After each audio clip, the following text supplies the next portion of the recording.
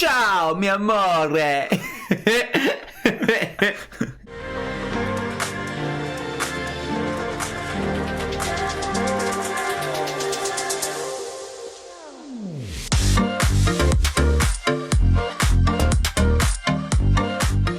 Welcome back. Welcome to a story worth telling. We are in need of a holiday, as you can see. Yes, I need to get some tan on this, like, Yeah. pasty white skin of mine. I need a beach and some sun, as does everyone right now, I'm sure. But there's a reason that we're dressed so ridiculously. What's the reason, Josh? We're watching Peachgate. Peachgate. Yes, we... Call me by your name. Yes, we decided to take some of your suggestions. I mean, to be fair, they were already on our list. But we're taking your suggestions. Yeah. Probably one of the most prominent, like, recent gay films in the past couple of years that everyone kind of goes to because it was such a big sort of when it came out. Yeah. It's not, I don't think it's a film for everyone, though. It's like very... No, I don't think so. It's kind of slow. But it's one of those films where when people go, have you seen films about gay people? 9 times out of 10, they always go, oh, have you seen Call Me By Your Name? It's a great film. Like, it's very arty. It is. And I think when we do these videos as well, obviously, it is great that we focus our conversations on queer representation, but it's also great to appreciate films for the other things, like the art element to it. You know, there's so much to this film. It's a great watch. Go watch it. We're just going to cover some bits and pieces. Thank you to all those lovely people who are commenting and sharing their experiences as well. It really adds to the conversation. We appreciate it a lot. We absolutely love hearing what you have to say. And it's nice to know that we're not like completely off the mark. We're not in our own our own bubble of like being these white gay men. It's nice to hear our experiences are not so alien from everyone else's. It's nice to feel that connection with other people. So yeah, keep commenting, keep making us smile, and we'll hopefully keep making you smile. Premise of this film, in a sentence: Elio, who's the young boy, was dad, is like an archaeologist, classicist probably, and every summer they host postgrads, postdocs. Elio's exposed to a new person coming in, and this year it's Oliver. Oh yeah, also by the way, we're not just revealing ourselves like this. We're like, you know, this is 80s son. Yeah.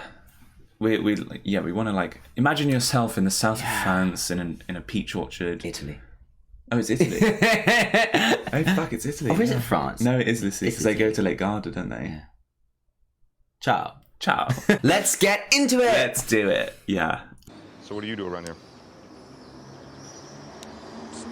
Read books, transcribe music. All right, buddy. Thanks for the help.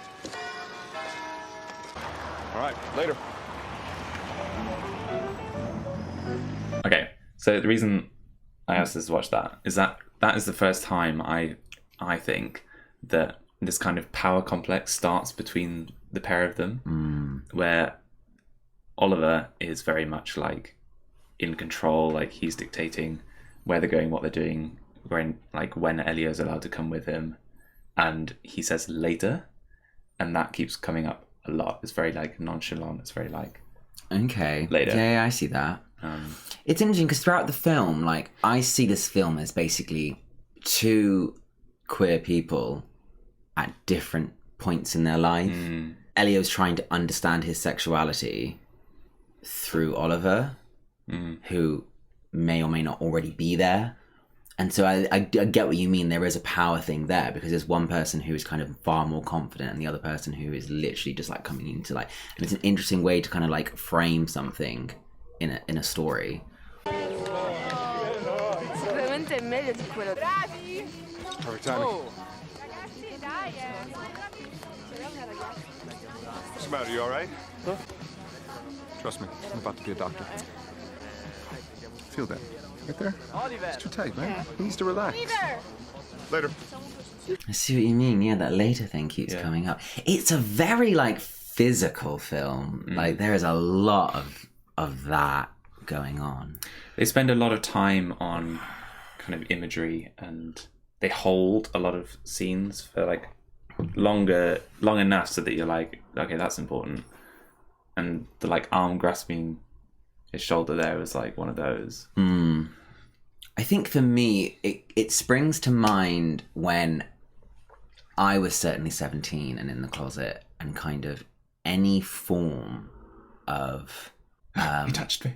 well, kind of like if there was like a stranger who was also a guy and he happened to be very attractive, and there was like a somewhat innocent form of like, oh yeah, like you do kind of, when you are in the closet still and you're kind of like exploring sexuality, you are very much like, oh my god, like your mind goes there. Your mind goes there because there's one thing telling you, don't go out of your comfort zone, this is all new, and the other thing's telling you, oh my god, like how do I deal with this is fun, my response to like that. And and I can see so much of that in him in that scene. I'm just like, oh, do you know, this film is really difficult to comment on. I feel like this movie, in terms of representation, is probably quite accurate for like a very specific scenario where you're on holiday with someone, or you're like on an exchange or like something where you're forced together with a person and you kind of like build this connection over time. That it's probably quite an accurate way of depicting that, but like, it's very no, but I totally feel like just watching that scene, it really captures like just little nuances in like behavior and how you react in situations where like you're getting changed in front of someone who you may particularly find attractive or something, or if you've got aroused. And like it's weird because it's not really like trying to make a specific comment about like their relationship, but just purely on like how they are like in the moment reacting to these different kind of like touches and words. And like it is really authentic, I think, because I've definitely been in like almost similar situations where like you get almost awkward about it. And even at this point in the film, like I feel like you've no idea what is going on between the two of them, but all you know is that they're each on a complete different level in terms of like how comfortable they are and how they're reacting.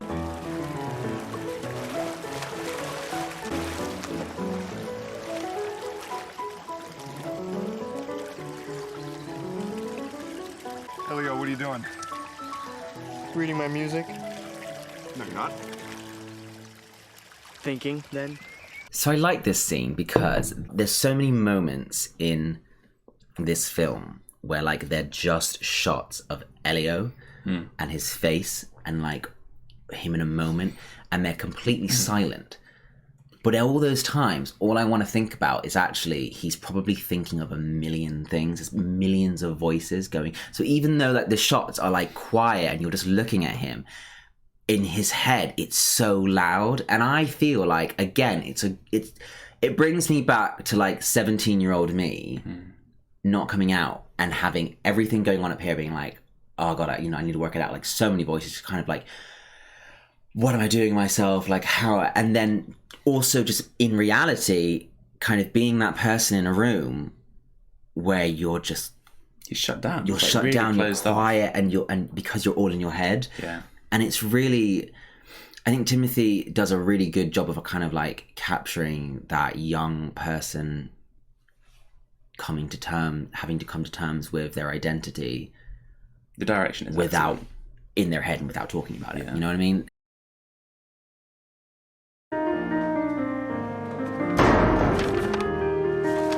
Okay, yeah. What is that? So that's in his notebook, him going back over situations that have happened, and then like reflecting on how he behaved towards Oliver, and does he like me, does he not like me, like did I say something that might have upset him? It's his head, as you were just saying, his loud head on the page.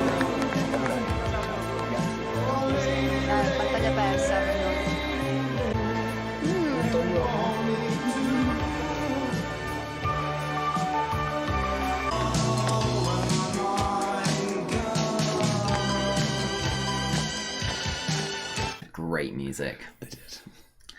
That for me is like Timothy's at a high school disco, and like his crush is dancing with someone else and is getting super upset in the corner. That's literally that vibe. The thing is, there's a lot of like power play going on between them there, because it's it's that kind of thing where like they both know how close they are in terms of on the dance floor.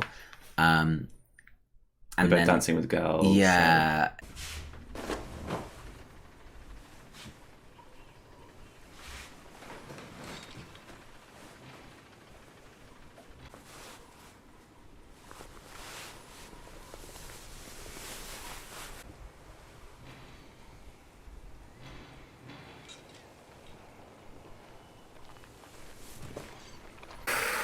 Okay. I mean, that is him full on exploring his sexuality.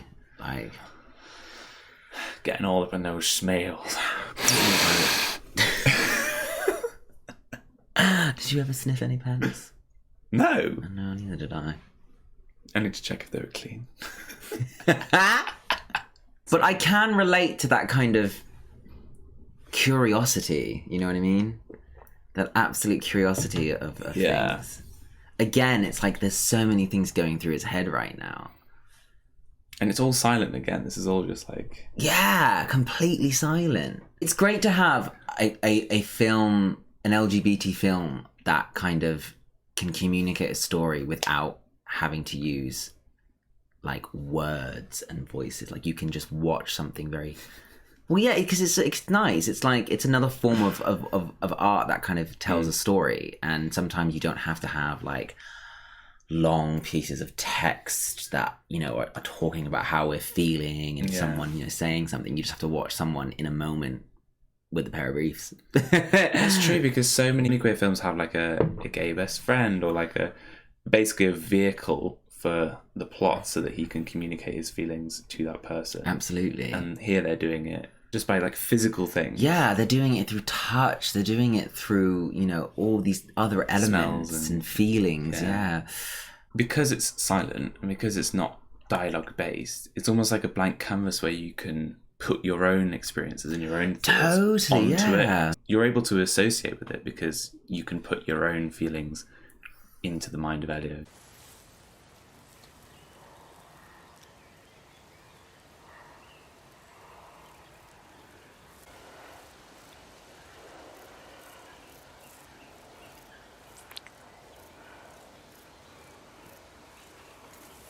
And we've been good. We haven't done anything to be ashamed of, and that's a good thing.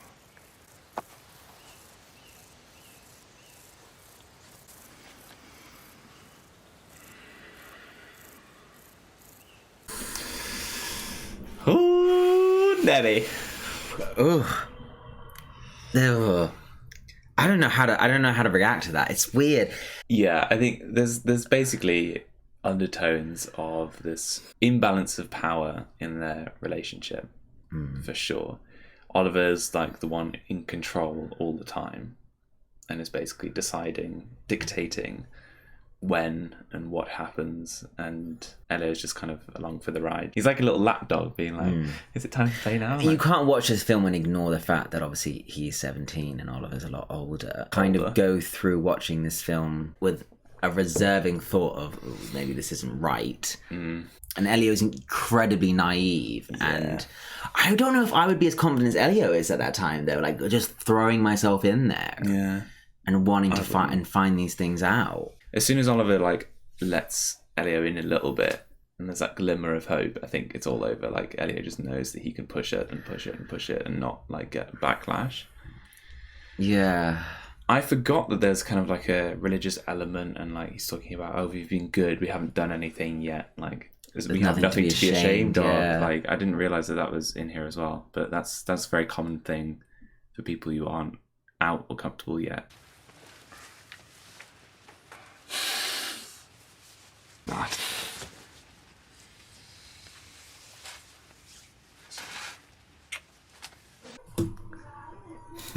I mean, he's a little bit of a... He's got a foot fetish. Yeah, but he's also a bit of a dick. He's just been like, oh, no, we can't do anything else. And now he's kissing his foot. Yeah. But also he's probably going through his own little journey of like, oh, I don't want to do it, but also I really want it. Like, your butt, new butt, your butt. Your butt, new butt. Oh, yeah. I mean, you can't blame him for it, but also like he is playing with him, and we don't play with people. It's all just playing games. Yeah. Hate games. They want it, but they don't want it. Yeah. God. I'd like a foot rub.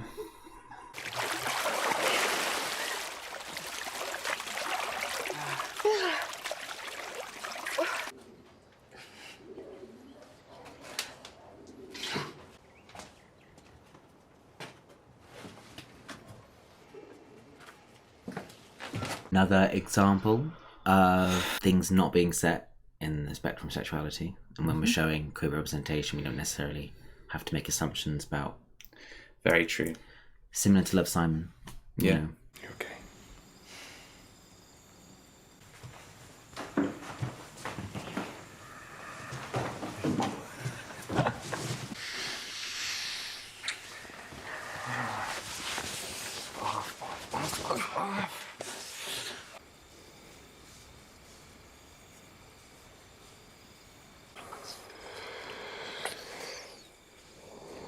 So passionate. Yeah. There's a lot in that scene where it's like, these are two people who are not just focused, you know, on romantically connecting, but also doing other things, sort of like sharing the burden of secrecy with each other. You know, kind of using that, and throughout that scene, you just the pace constantly changes, and it's interesting the way they kind of connect. From like, sometimes it's being serious, and other times, you know, he's collapsing on him and stuff. And I feel like it's just these two bouncing off each other, this kind of,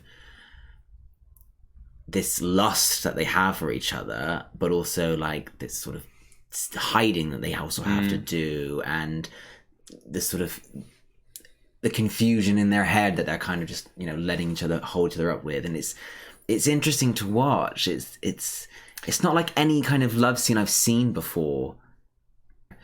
You know, he's obviously incredibly nervous, as anyone would be at that age. Like, The secrecy really adds to the excitement, I think. Yeah. As well.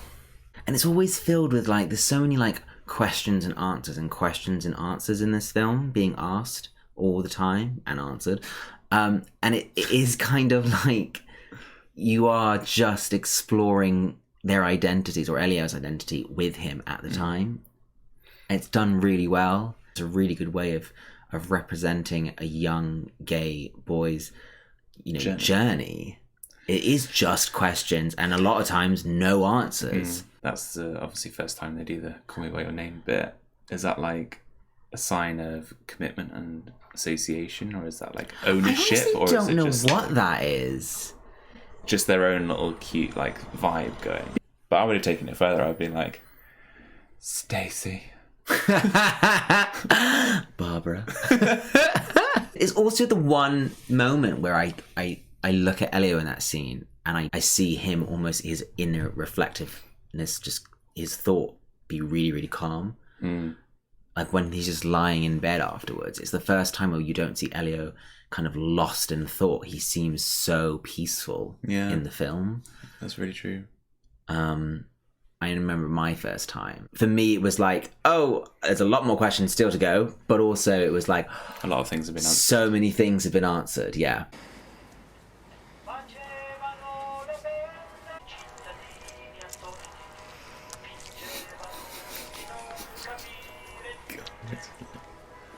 Gag a little.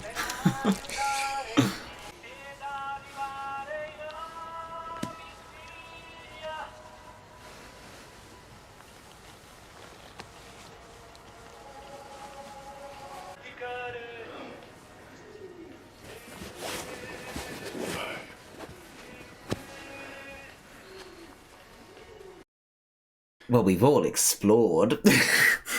Jeez. I don't think I've gone through, you know, I haven't done a page, though. and 5 a day. Oh my god. That is the like notorious peach scene of this movie. Yeah. Yeah. Was it American Pie? American Pie! Yeah. Yeah! It's kind of exactly what it is. It's like, Why do people want to stick with... bon appetit. Molto bene.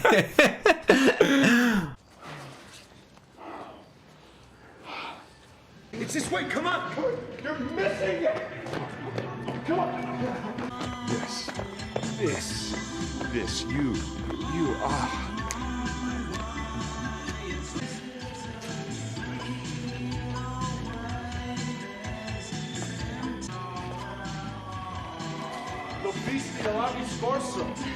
It's quite circular to the dance floor thing. It's interesting that he yeah. does end up still like dancing with a girl. And then what you're talking about, like Elio is like a dog at this point. He's just kind of following. He's not just someone that he's in love with, but also it's someone that he's like looking up to. Just enamored As- by. a role model really in his identity, I think. And I think we've all we've all had people like that. And I think it's also very easy to kind of like attach a lot of emotion to those people as well. Yeah. I think this is my favourite scene in the movie. Really? Yeah. Oliver, enjoy the trip? Yeah. You're too smart not to know how rare, how special what you two had was. Look, you had a beautiful friendship. Maybe more than a friendship. We rip out so much of ourselves to be cured of things faster that we go bankrupt by the age of 30 and have less to offer each time we start with someone new. Make yourself feel nothing so as not to feel anything. What a waste. Our hearts and our bodies are given to us only once. Sorrow, pain. Don't kill it. And with it, the joy you felt.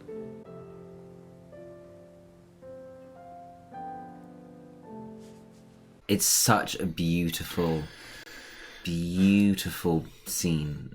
I think a lot of that was honing in on the fact that Elio's so young and he has so much more still to learn about himself. But I guess it comes out of the blue a little bit. It's kind of unexpected. It is, yeah. The dad hits it so clean, he gets it so right, and everything he says mirrors what Elio's feeling. Yeah, that's it. You got it, Dad. Yeah. He's telling him to literally feel these things. And a lot of the time, that is what we have to do when we're young and still discovering things. We just have to feel our emotions and let it be, whether it's we want to cry or whether we want to smile or scream. It's now is the time. Because life's a bitch later on. It's a bitch.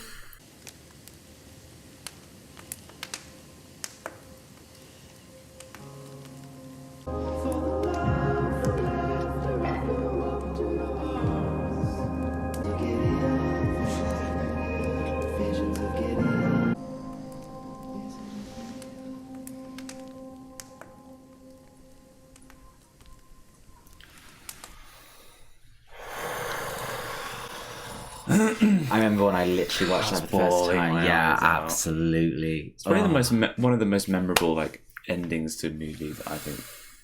Oh yeah, there is definitely. Yeah. And again, it's that point I made earlier about it's utter silence, but there's such noise going on in his head right then. And that's him embracing the pain and the sadness and all that stuff. Yeah, absolutely. About. And I think, again, it's so accurate as, reflecting on myself as a younger person with all of those emotions. It gets to that point. There's a lot. And I think it still gets to everyone, nowadays. I think it's a really good film and in terms of representation and in capturing that, but also capturing a key thing about how to recognize people nowadays when they may be in those moments. And yeah. If you see someone like that, LGBT, friend or not, understanding how they're feeling at the time, it's beautiful. It's amazing acting.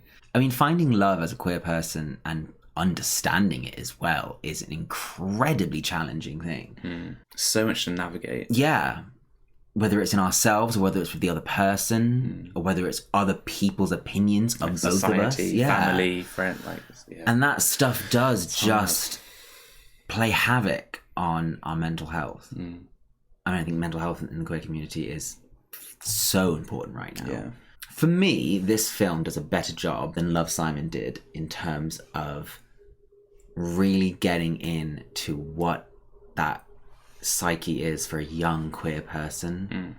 This is designed for a queer audience. It's not designed... Absolutely. Whereas Love, Simon was designed for the generic audience. The entry level. Absolutely. thing. Absolutely. Yeah. Because I think a queer person can watch this and again recognize, even in those small scenes, all those tiny little movements or feelings or touches or looks and say, yeah, that was me. That was exactly what I was going through. It's great. Oh, what a great movie. Yeah. Go watch it if you haven't. Absolutely. That's Call Me By Your Name by Sally and Barbara. Thank you so much for watching. Thank you guys. Yeah, absolutely. That was you great. Let us know what you'd like us to do next. Shout out to everyone in Italy right now. Shout out to French people and German people as well. And English people. Shout out to all the people. Shout out to all the people. Anyway, who knows? Right, thanks. Bye, guys. See you next time. Bye. Shout out to Italy.